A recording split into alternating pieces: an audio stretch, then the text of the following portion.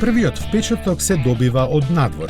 Дизајнот на каросеријата претрпе значајни промени во задниот дел, каде извишувањето на покривот овозможи многу повеќе простор за главите на задните седишта и зголемен багажен простор. Типичната предница претрпе адекватни измени поради теренскиот изглед што го негува крос туризмо, инспирирани од Панамера Гран Туризмо.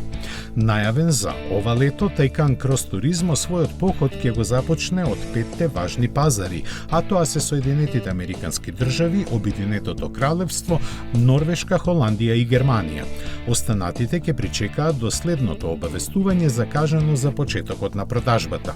Многумина ќе се запрашаат дали Тајкан Крос Туризмо е вистински кросовер. Според техничката спецификација, тоа е без поговор. Сосема очекувано го дели подвозието и техниката со најсилните деривати на електричниот Порше. Кога ќе се избере модусот на возење гравел, каросеријата се подига за 30 мм во однос на она на лимузинската изведба и сериски е поставена на воздушна суспензија која може автоматски да менува повеќе начини на потпирање. На секоја оска е поставен по еден електромотор. Нивната заедничка работа испорачува 4 верзии различни по силата која се движи од 380 до 761 конска сила. Кај сите изведби овозможена е дополнителна сила со овербуст од 96 коњи, па затоа спринтовите до 100 км на час се извонредни 5,1 секунда за најслабата верзија Тајкан 4 Крос Туризмо до секавични 2,9 секунди за најсилната Турбо S.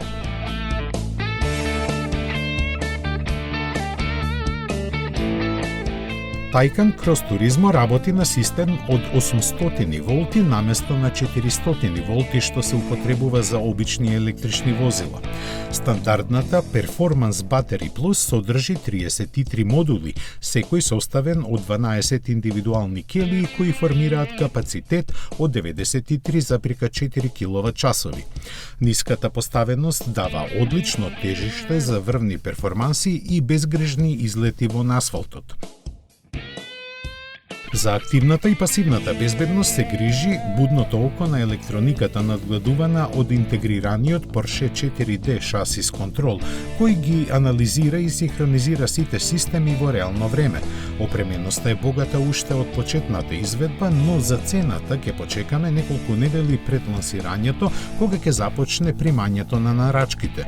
Во 2020-та Porsche испорача повеќе од 20.000 примероци на купувачи широм светот.